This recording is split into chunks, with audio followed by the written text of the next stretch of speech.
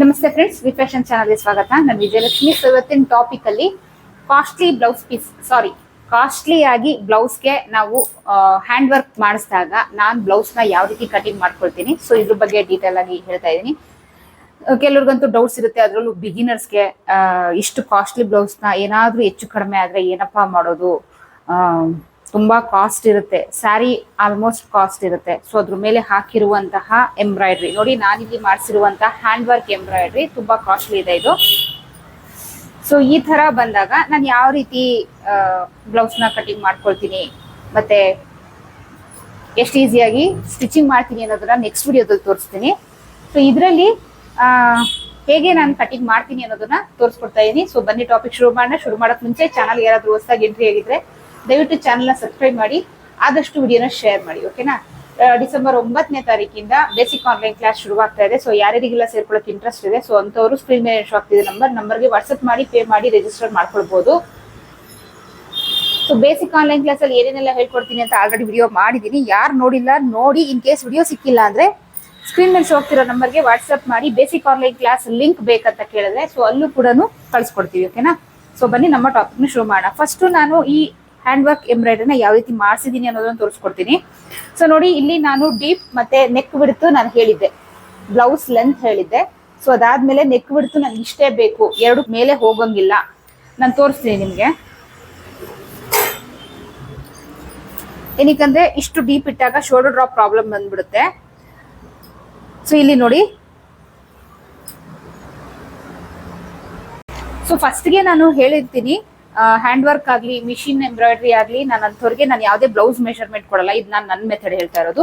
So ಇಷ್ಟು ಡೀಪಿಗೆ ಇಷ್ಟು neck ಬಿಡ್ತು ಇಡಬೇಕು ಅಂತ ಹೇಳ್ಬಿಟ್ಟು ನನಗೆ ಗೊತ್ತಿರುತ್ತೆ. ಸೊ ಅದನ್ನ ನಾನು ರ್ಯಾಂಡಮ್ ಆಗಿ ಬ್ಲೌಸ್ ಲೆಂತ್ ಹೇಳ್ತೀನಿ, ನೆಕ್ ಬಿಡ್ತು ನಾನು ಎಷ್ಟು ಇಡಬೇಕು ಇಷ್ಟು ಡೀಪ್ ಇಟ್ಟಾಗ ಅಂತ ನಾನು ಮೊದಲೇ ಡಿಸೈಡ್ ಮಾಡ್ತೀನಿ. ಸೊ ನೆಕ್ ಬಿಡ್ತು ಎಷ್ಟು ಬೇಕು, ಸೊ ಇದಕ್ಕೆ ನಾನು ಹೇಳಿದ್ದೆ 3.25 ಇಂಚು. ನೋಡಿ 3.25 ಇಂಚು ಅಂದ್ರೆ 4 ಇಂಚು ಸ್ಟಿಚಿಂಗ್ ಎಲ್ಲ ಮಾಡಿದಾಗ ಅದು ಕರೆಕ್ಟಾಗಿ ಬರುತ್ತೆ. 3.25 4 ಇಂಚು ಒಳಗಡೆ ಇಡಬೇಕು. ಸೊ ಅದಕ್ಕೆ ಮೇಲೆ ಹೋಗ್ಬಾರ್ದು, ಅದಕ್ಕಿಂತ ಕಡಿಮೆ ಇಡಬಾರ್ದು ಅಂತ ಹೇಳಿದೆ. ಸೊ ಅದಾದ್ಮೇಲೆ ನನ್ಗೆ ಇಷ್ಟು ಡೀಪ್ ಬೇಕಂತ ಹೇಳಿದೆ. ಸೊ ಕರೆಕ್ಟಾಗಿ ನಾನು ಫಸ್ಟ್ ಅಲ್ಲಿ ಬರ್ಸಿ ಬಂದ್ಬಿಡ್ತೀನಿ. ಯಾಕಂದ್ರೆ ಬ್ಲೌಸ್ ಮೆಷರ್ಮೆಂಟ್ ಕೊಟ್ಟಾಗ ಬ್ಲೌಸ್ ಮೆಷರ್ಮೆಂಟ್ ನೀಟಾಗಿ ತೆಗಿಯಕ್ ಬಂದಿಲ್ಲ ಅಂದ್ರೆ ಸೊ ಆಬ್ವಿಯಸ್ಲಿ ಅಲ್ಲಿ ಹಾಳು ಮಾಡಿಡ್ತಾರೆ. ಸೊ ಅವಾಗ ಏನಾಗುತ್ತೆ, ಶೋಲ್ಡರ್ ಡ್ರಾಪ್ ಅನ್ನೋದು ಬಂದ್ಬಿಡುತ್ತೆ. ಸೊ ಹಂಗಾಗಿ ನಾನು ಹ್ಯಾಂಡ್ ವರ್ಕ್ ಅಂತ ಅಲ್ಲ, ನಾನೊಂದು ಸಿಂಪಲ್ ಮಿಷಿನ್ ಎಂಬ್ರಾಯ್ಡ್ರಿ ಮಾಡಿಸಿದ್ರು ಅಷ್ಟೇ, ಗ್ರ್ಯಾಂಡ್ ಮಿಷಿನ್ ಎಂಬ್ರಾಯ್ಡ್ರಿ ಮಾಡಿಸಿದ್ರು ಅಷ್ಟೇ, ಹ್ಯಾಂಡ್ ವರ್ಕ್ ಮಾಡಿಸಿದ್ರು ಅಷ್ಟೇ, ನಂದು ಏನಿರುತ್ತೆ ಸೊ ಅದನ್ನ ನಾನಲ್ಲಿ ಹೇಳ್ತೀನಿ. So blouse length, neck width, deep, so ಇಷ್ಟು ಹೇಳಿದ್ದೆ.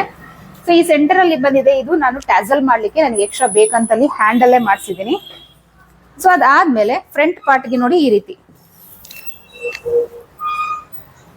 ನೋಡಿ, ಫ್ರಂಟ್ ಪಾರ್ಟ್ಗೆ ರೈಟ್ ಸೈಡ್ ಫ್ರಂಟ್ ಪಾರ್ಟ್ಗೆ ಈ ತರ ಬೇಕು ಅಂತ ಹೇಳಿದೆ. ಸೊ ಬೇರೆ ಕಡೆ ನೀವು ಟ್ಯಾಸಲ್ಗೆ ಹಾಕ್ಬೇಡಿ.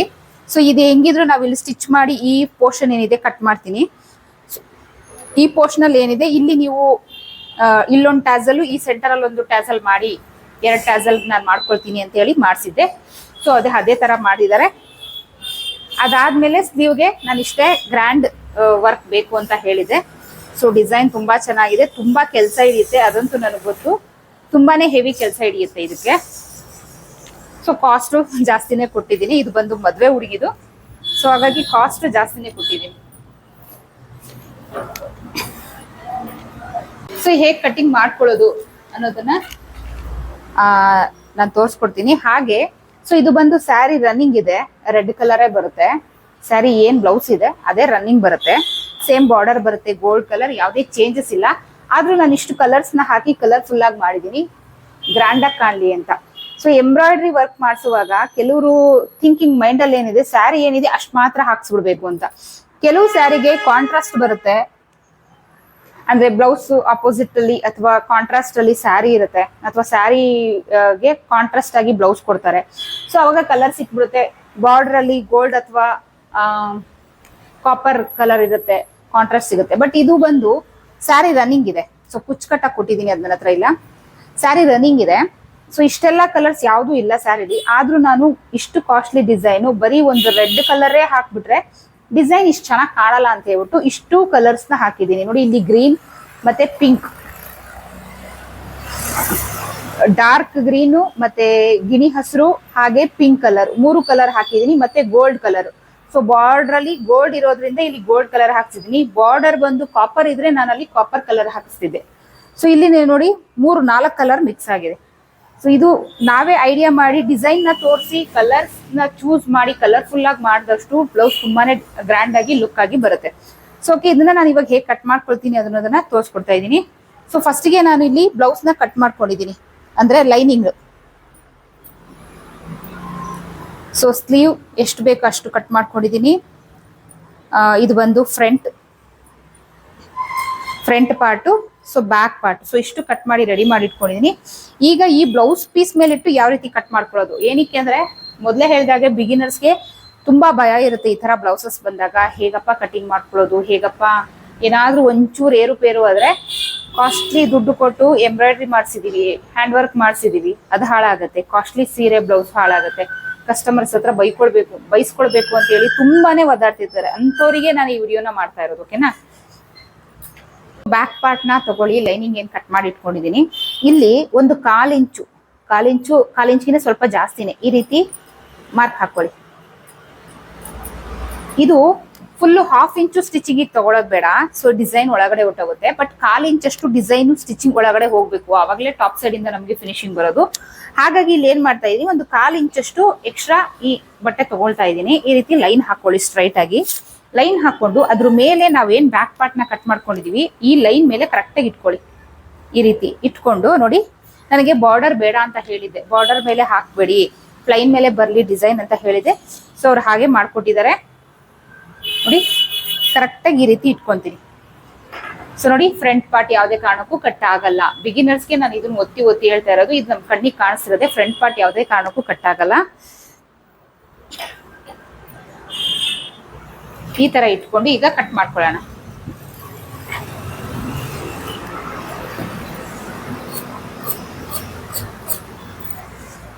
ಈ ಸೈಡು ಸ್ವಲ್ಪ ಎಕ್ಸ್ಟ್ರಾ ಬಿಟ್ಕೊಳ್ಳಿ.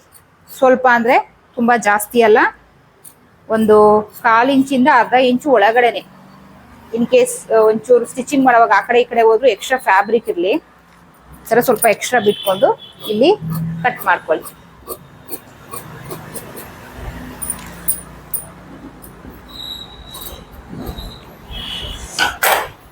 ನೋಡಿ, ಬ್ಯಾಕ್ ಪಾರ್ಟ್ ಕಟ್ ಆಯ್ತು. ಸೊ ಇಲ್ಲಿ ಟ್ಯಾಸಲ್ಗೆ ಅಂತ ಮಾಡಿಸಿದೀನಿ ನಾನು. ಇವಾಗ ಇದನ್ನ ಕಟ್ ಮಾಡಲ್ಲ. ಸೊ ಇಲ್ಲಿ ಫಸ್ಟು ನಾನು ಇದನ್ನ ಇದ್ರ ಮೇಲೆ ಇಟ್ಟು ಸ್ಟಿಚ್ ಮಾಡ್ಕೊಳ್ತೀನಿ. ಸೊ ಈ ರೀತಿ ಮಣಿ ಎಲ್ಲ ಬಂದಿರುತ್ತೆ, ಯಾವ ರೀತಿ ಸ್ಟಿಚ್ ಮಾಡ್ಕೊಳ್ಬೇಕು ಸೊ ಅದನ್ನು ನಾನು ಹೇಳ್ಕೊಡ್ತೀನಿ ನಿಮ್ಗೆ. ನೆಕ್ಸ್ಟ್ ವಿಡಿಯೋದಲ್ಲಿ ಹೇಳ್ಕೊಡ್ತೀನಿ, ಈ ವಿಡಿಯೋದಲ್ಲಿ ಹೇಳ್ಕೊಡಲ್ಲ. ಈ ವಿಡಿಯೋದಲ್ಲಿ ಲಾಂಗ್ ಆಗ್ಬಿಡುತ್ತೆ. ನೋಡಿ, ಕರೆಕ್ಟ್ ಆಗಿ ಬರುತ್ತೆ, ಎಲ್ಲೂ ಏರು ಬರಲ್ಲ. ಸೊ ಇದನ್ನ ಈ ರೀತಿ ಫೋಲ್ಡ್ ಮಾಡಿ ಸೈಡಲ್ಲಿ ಇಟ್ಕೊಳ್ತೀನಿ.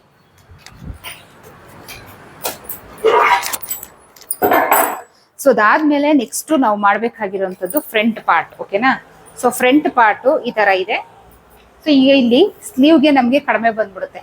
ಸೊ ಬ್ಯಾಕ್ ಪಾರ್ಟ್ ಹಾಕೊಂಡಾಗ ಈ ರೀತಿ ಏರುಪೇರು ಬಂತು ಫ್ಯಾಬ್ರಿಕ್. ಬಟ್ ನಮ್ಗೆ ಡಿಸೈನ್ ಏನಿದೆ ಅದು ಸೆಂಟರ್ ಬರಬೇಕಿತ್ತು. ಹಾಗಾಗಿ ಇಲ್ಲಿ ಫ್ಯಾಬ್ರಿಕ್ ಏರುಪೇರು ಆದ್ರೂ ಪರವಾಗಿಲ್ಲ ಅಂತ ಹೇಳಿ ನಾನು ಮಾಡಿದೆ.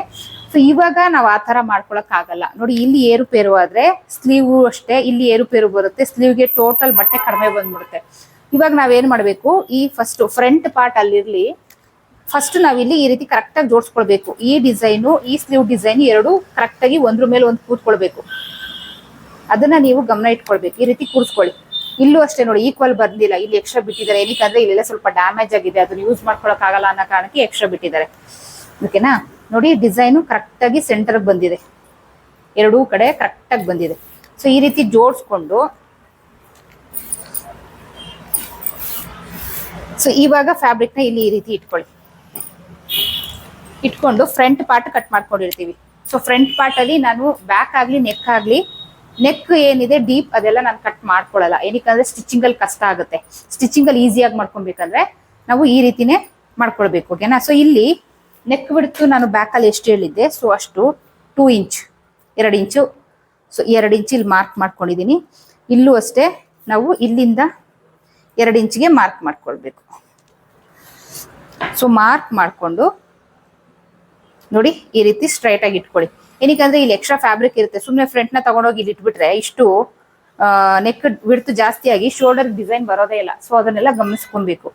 ಇಲ್ಲಿ ನೋಡಿ ನಾನು ಮಾರ್ಕ್ ಮಾಡ್ಕೊಂಡಿದೀನಿ. ಅವರು ಸ್ವಲ್ಪ ಎಕ್ಸ್ಟ್ರಾ ಹಾಕಿರ್ತಾರೆ, ನಾವು ಅದ್ರ ಬಗ್ಗೆ ತಲೆ ಕೆಡಿಸ್ಕೊಳ್ಳೋದು ಬೇಡ. ಇಲ್ಲೂ ಅಷ್ಟೇ ಬ್ಯಾಕ್ ಪಾರ್ಟ್ ಅಲ್ಲಿ ನಾವು ಒಂದು 1/4 ಇಂಚು ಎಕ್ಸ್ಟ್ರಾ ಬಿಟ್ಟಿರ್ತೀವಿ, ಅದನ್ನ ಇಲ್ಲಿ ಮಾರ್ಕ್ ಮಾಡ್ಕೊಳ್ಳೋಣ. ನೋಡಿ ಇಲ್ಲಿ ಕರೆಕ್ಟಾಗಿ ಈ ಡಿಸೈನು ಕವರ್ ಆಗುತ್ತೆ. ಇಲ್ಲಿ ಕರೆಕ್ಟಾಗಿ ಇಟ್ಕೊಳ್ಳಿ.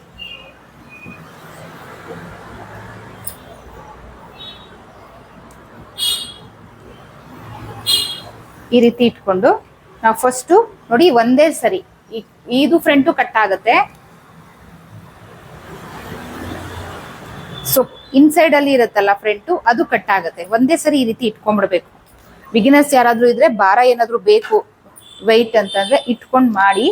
ಸೊ ಇಲ್ಲಿ ನನ್ಗೆ ಅವಶ್ಯಕತೆ ಇಲ್ಲ, ನಾನು ಮಾಡ್ತೀನಿ, ಬಟ್ ರಾಂಗ್ ಮಾಡ್ಕೊಬೇಡಿ. ಜಸ್ಟ್ ನಾನು ಏನ್ ಹೇಳ್ತಾ ಇದ್ದೀನಿ ಅದನ್ನ ಫಾಲೋ ಮಾಡಿ ಅಷ್ಟೇ.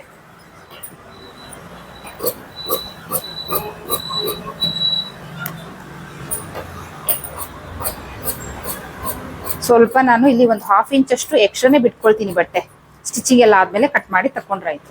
ಬಟ್ ಈ ಸೈಡ್ ಎಕ್ಸ್ಟ್ರಾ ಬಿಡ್ಬಿಡಿ, ಆ ಸೈಡು ಏನಿದೆ ಎಕ್ಸಾಕ್ಟ್ ಆಗಿ ಬಿಟ್ಬಿಡಿ.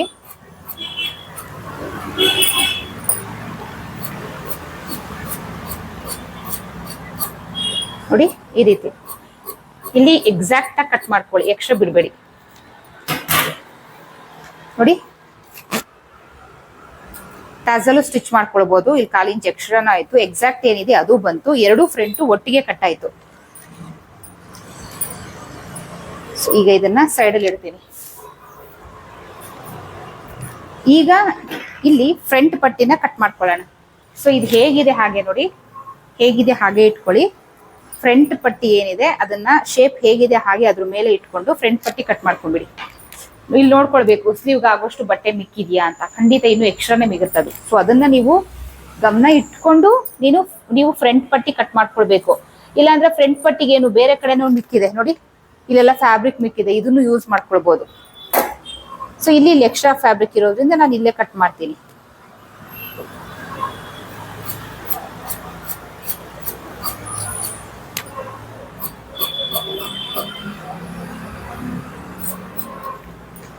ಫ್ರಂಟ್ ಪಟ್ಟಿನೂ ಆಯ್ತು. ಸೊ ನೆಕ್ಸ್ಟ್ ಸ್ಲೀವ್ನ ಫಸ್ಟೇ ಜೋಡಿಸ್ಕೊಂಡಿದೀವಿ. ಆದ್ರೂ ಇನ್ನೊಂದ್ಸರಿ ಕರೆಕ್ಟಾಗಿ ಇದೆಯಾ ನೋಡ್ಕೊಂಡು ನೋಡಿ, ಈ ರೀತಿ ನೋಡ್ಕೊಂಡು ನಾವೇನ್ ಸ್ಲೀವ್ ಕಟ್ ಮಾಡ್ಕೊಂಡಿದೀವಿ ಅದನ್ನ ಇದ್ರ ಮೇಲೆ ಇಟ್ಟು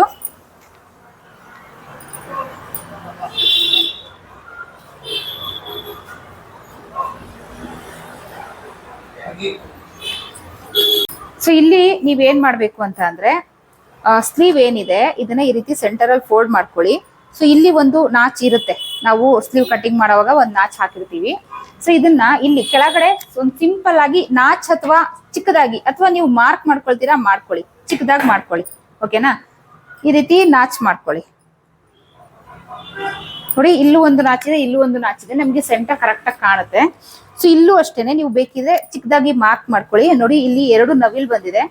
ಸೊ ಸೆಂಟರ್ ಅಲ್ಲಿ ಏನಿದೆ ಅಲ್ಲಿ ಕರೆಕ್ಟ್ ಆಗಿ ಸೆಂಟರ್ ಆ ಡಿಸೈನ್ ನೋಡ್ಕೊಳ್ಳಿ, ಮಾರ್ಕ್ ಮಾಡ್ಕೊಳ್ಳಿ ಸಿಂಪಲ್ ಆಗಿ. ಸೊ ಅದಾದ್ಮೇಲೆ ಅದೇ ಸೆಂಟರ್ ಅಲ್ಲಿ ನೋಡಿ ಇಲ್ಲೊಂದು ಈ ರೀತಿ ಮಾರ್ಕ್ ಮಾಡ್ಕೊಳ್ಳಿ. ಮಾರ್ಕ್ ಮಾಡ್ಕೊಂಡು ಈ ನಾಚ್ ಇಲ್ಲಿ ಕೂತ್ಕೊಳ್ಬೇಕು. ಈ ನಾಚ್ ಇದೆಯಲ್ಲ ಈ ಮಾರ್ಕ್ ಹತ್ರ ಕೂತ್ಕೊಳ್ಬೇಕು. ಅದಾದ್ಮೇಲೆ ಈ ಮಾರ್ಕ್ ಹತ್ರ ಈ ನಾಚ್ ಕೂತ್ಕೊಳ್ಬೇಕು. ಸೊ ಅಲ್ಲಿ ನಿಮಗೆ ಗೊತ್ತಾಗುತ್ತೆ ಡಿಸೈನು ಕರೆಕ್ಟ್ ಆಗಿ ಸೆಂಟರ್ ಬಂದಿದೆ ಅಂತ. ಇಲ್ಲಾಂದ್ರೆ ಕೆಲವ್ರು ಏನ್ ಮಾಡ್ತಾರೆ ಗೊತ್ತಾ, ಈಗಲೂ ಕೆಲವು ಟೈಲರ್ಸ್ ಏನ್ ಮಾಡ್ತಾರೆ, ಇಲ್ಲಿ ಕೂತ್ಕೊಳ್ಬೇಕಾಗಿರುವಂತಹ ಡಿಸೈನು ಬಂದು ಇಲ್ಲಿ ಕೂತಿರುತ್ತೆ ಅಥವಾ ಇಲ್ಲಿ ಕೂತಿರುತ್ತೆ. ಮೇಜರ್ ಪ್ರಾಬ್ಲಮ್ ಮಾಡೋದು ಅದೇ. ಇಷ್ಟೆಲ್ಲ ಕಾಸ್ಟ್ಲಿ ಆಗಿ ನಾವು ಮಾಡಿ ನೀವು ಸ್ಟಿಚ್ ಮಾಡಿ ಅಲ್ಲಿ ಡಿಸೈನ್ ನ ಹಾಳು ಮಾಡಿದ್ರಿ ಅಂದ್ರೆ ಹೋಯ್ತು. ಸುಮಾರಷ್ಟು ಜನ ಎಂಬ್ರಾಯ್ಡ್ರಿ ಮಾಡ್ಸಕ್ ನನ್ನ ಹತ್ರ ಯಾರು ಬರ್ತಾರೆ, ಮೇಡಮ್ ಈ ತರ ಸೈಡ್ ಹೊಟ್ಟೋಗಿದೆ ಫ್ಲವರ್ ಅಥವಾ ನವಿಲ್ ಏನಿದೆ ಸೈಡ್ ಹೊಟ್ಟೋಗಿದೆ, ಇದು ಯಾರ್ದು ಪ್ರಾಬ್ಲಮ್.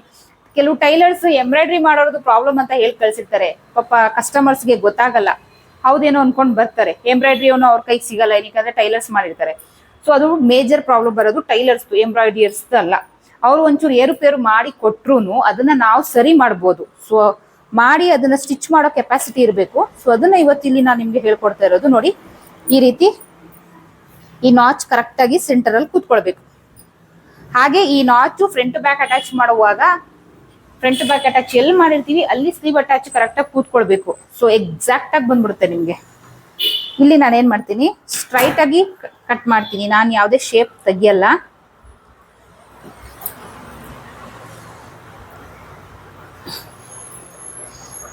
ಸ್ಟ್ರೈಟ್ ಅಂದ್ರೆ ನೋಡಿ ಎಕ್ಸ್ಟ್ರಾ ಬಿಡ್ತೀನಿ. ನಾ ಇಲ್ಲಿ ಫ್ರಂಟ್ ಶೇಪ್ ಬ್ಯಾಕ್ ಶೇಪ್ ಅದೆಲ್ಲ ಯಾವ್ದು ತೆಗಿಯಲ್ಲ. ಜಸ್ಟ್ ಹೀಗೆ ಮಾಡಿ ಇಲ್ಲಿ ಈಕ್ವಲ್ ಮಾಡ್ಕೊಳ್ತೀನಿ. ಈಗ ಇಲ್ಲಿ 2 ಭಾಗ ಮಾಡ್ಕೊಳ್ತೀನಿ, 2 ಪೀಸ್ ಮಾಡ್ಕೊಳ್ತೀನಿ.